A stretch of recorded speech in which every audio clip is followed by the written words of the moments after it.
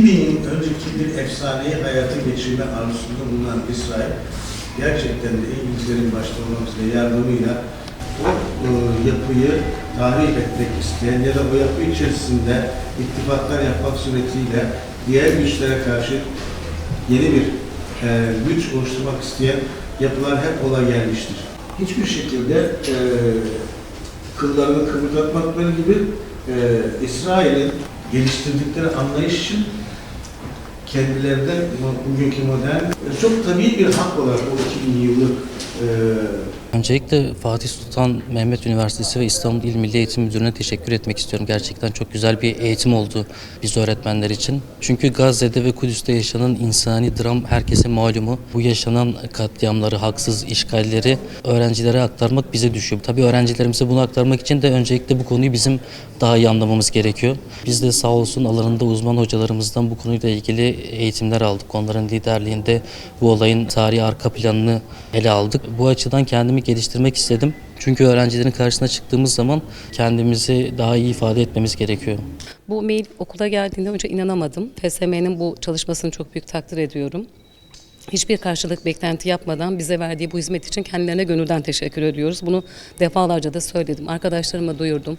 Biz birkaç arkadaş beraber aynı okuldan, yakın okullardan geliyoruz. Dünyada zulme dur dememiz lazım. Burada bir zulüm var. En başta bizim karşı çıkmamız lazım. İnsanoğlu bugün var, yarın yok ama bıraktığımız izlerle anılacağız.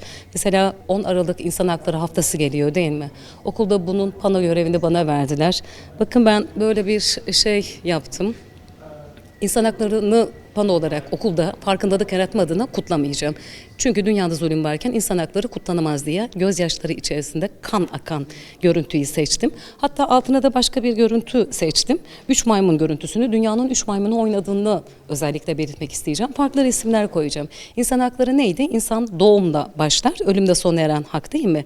Peki Filistin'dekiler insan değil mi? Dünyada herkes için evrensel diyor ya insan haklarında. Onları resimlerle koyacağım. İlçenin sitesinde de paylaşacağım. Biz bu sene İnsan Hakları Haftası'nı kutlamamamız lazım. Dünyada bu kadar zulüm varken. Sesimizin az çıktığına inanıyorum. İnanın Filistin'le ilgili ne miting olduysa hemen hemen hepsine katıldım. Eşimi de aldım beraber. Yağmur çamur demedim, hiç önemli değil. Biz ne yapıyoruz? Çok az bir şey yapıyoruz. O insanlar çok güzel bir duruş sergilediler. İmrendim o insanlara. Hatta bazen yaşadığım şeylerden büyük üzüntü ve utanç duydum. Onların yaşadığına bak, tevekkülüne bakın, bize bakın.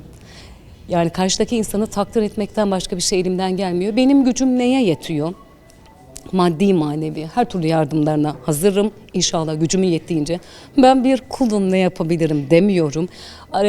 Ağzıyla karıncanın su taşıması gibi Hazreti İbrahim'e gücümün yettiğince yapıyorum. Hemen hemen her ders bunun farkındalığını yaratıyorum. Mesela biliyor musunuz, bunu bana öğrencilerim hediye etti. Bu benim için bir kazançtır. Her gün bazı şeyleri yavaş yavaş işlemeliyiz. Geçen derste de anlattılar. Onlar uzun zamandan beri farklı şeyleri işliyorlar, anlatıyorlar. Biz bu konuda geç kaldık.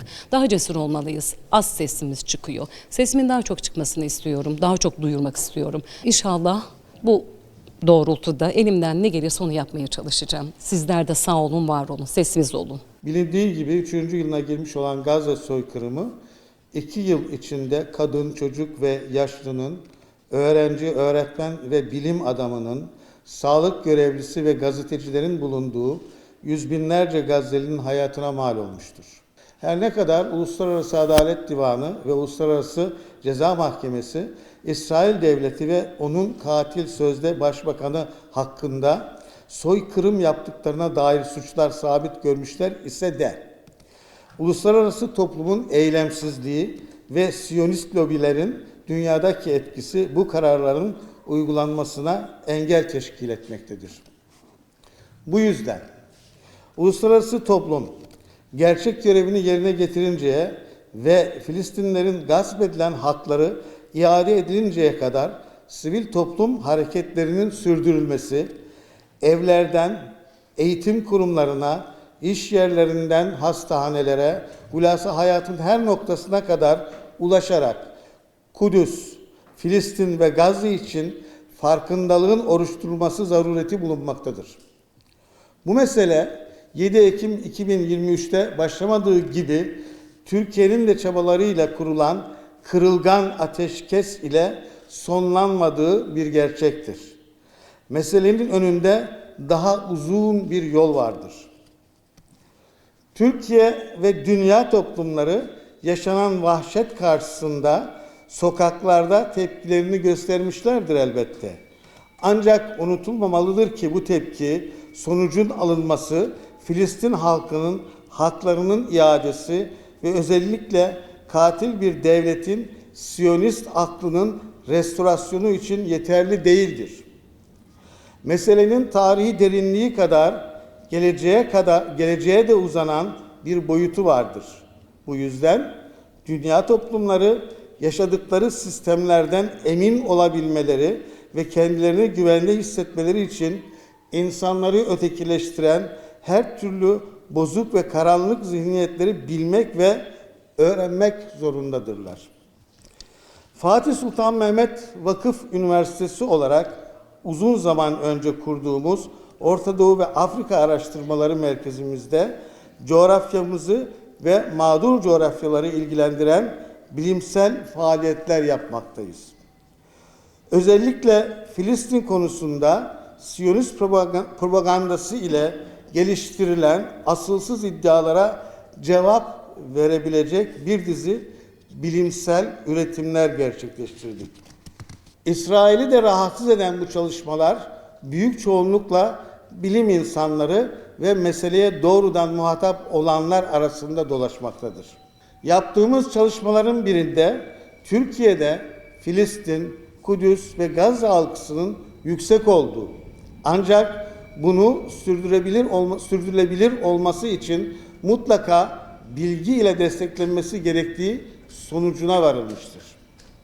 Özellikle orta öğretim düzeyindeki gençlerin konuyu ya anne babaları veya sosyal medyadan aşina olabildikleri anlaşılmıştır.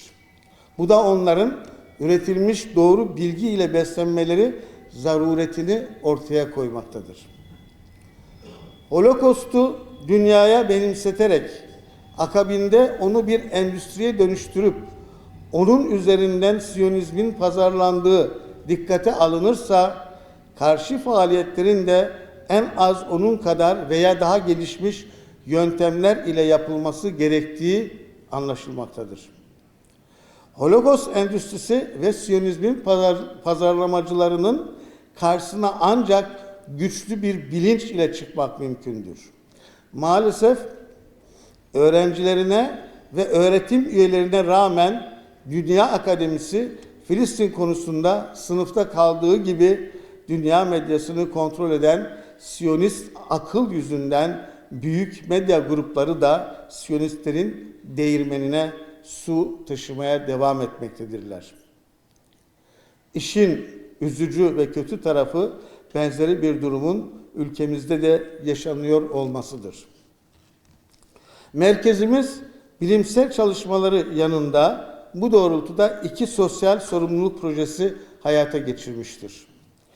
İl Milli Eğitim Müdürlüğü ile yaptığımız protokol çerçevesinde uzmanlarımız İstanbul'da lise düzeyindeki okullara giderek Filistin, Kudüs ve Gazze'yi anlatmaktadırlar. Oldukça ilgi gören bu projenin sadece kendi uzmanlarımız ile sürdürülmesi zor görüldüğünden ikinci bir proje hayata geçirilmiştir ki bugün bu projenin tanıtımını yapıyoruz. Bu da Kudüs ve Gazze ekseninde Filistin ve Siyonizm meselesi başlığı altında eğitimcilerin eğitimi projesidir.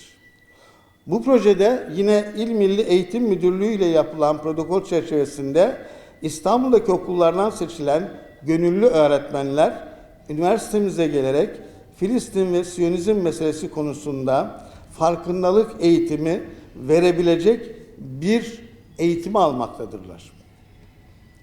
Bu programda Profesör Doktor Zekeriya Kurşun, Profesör Doktor Ahmet Ağırakça, Doçent Doktor Alaaddin Dolu, Doçent Doktor Mustafa Öksüz, Doktor Ali İhsan Aydın, Doktor Tuğba Yıldız ve Doktor Ahmet Emin Dağ gibi konunun uzmanları öğretmenlere eğitim vermektedir. Seminerlerde Filistin tarihi, Filistin halkının toprak ve egemenlik hakları, bölgedeki Osmanlı mirası ve bunun uluslararası hukuk bakımından değerlendirilmesi, Siyonizmin amaçları ve bugüne kadar gerçekleştirdikleri ile gerek ülkemizde ve gerekse dünyada Filistin konusunda ileri sürülen kasıtlı iddialar ve yanlış bilgilerin doğru bilgilerle değiştirilmesi hedeflenmiştir. Beklentimiz bu eğitimi alan öğretmenlerimizin bizim ulaşamadığımız noktalarda öğrencilerimizi ve gençlerimizi dünyanın en büyük problemi haline getirilen ve esasında dünyamızın barış anahtarı olan Filistin, Kudüs konularında bilinçlendirmektir. Hedefimiz bu programları önce İstanbul'da her ilçede, akabinde bütün Türkiye'de 81 ilde yaygınlaştırmaktır.